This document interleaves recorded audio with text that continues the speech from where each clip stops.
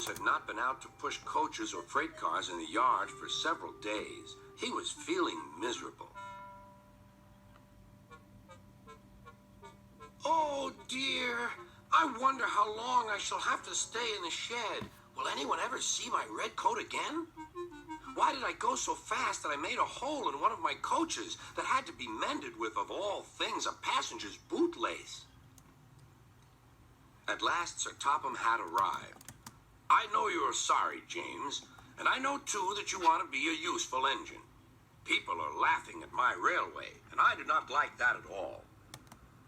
I will try hard to do my best, said James. That's a good engine. There's nothing like determination. I want you to pull some freight cars for me. James was delighted and puffed away.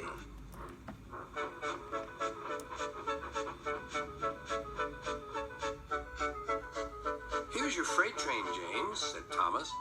Have you got some bootlaces ready? And he ran off laughing.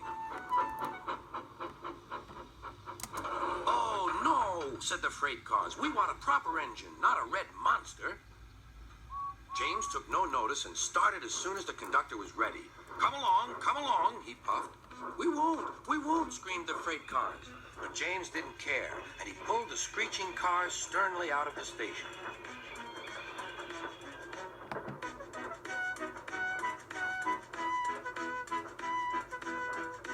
The cars tried hard to make him give up, but he still kept on.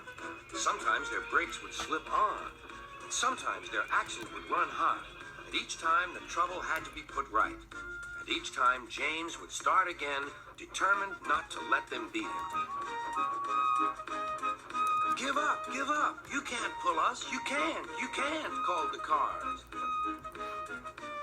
I can and I will, puffed James, and slowly but surely he pulled them along the line. At last they saw Gordon's Hill.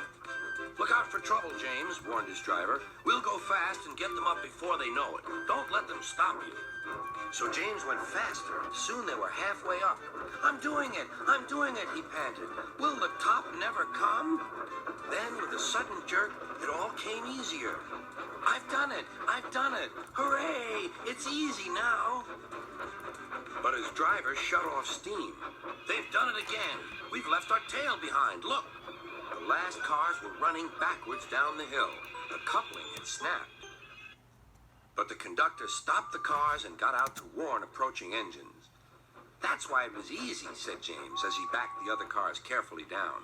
What silly things freight cars are. There might have been an accident. Should I help you, James? Called Edward.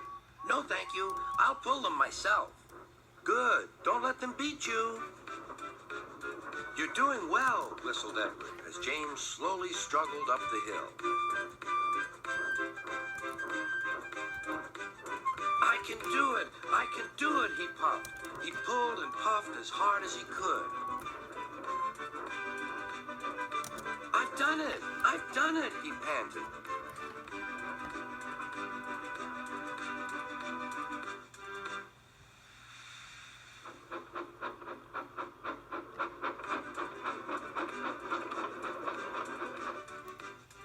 James was resting in the yard when Edward pulled up. Beep, beep, he whistled. Then James saw Sir Topham Hatt. Oh dear, what will he say? He asked himself. But Sir Topham Hatt was smiling. I was in Edward's train and I saw everything. You've made the most troublesome train on the line behave.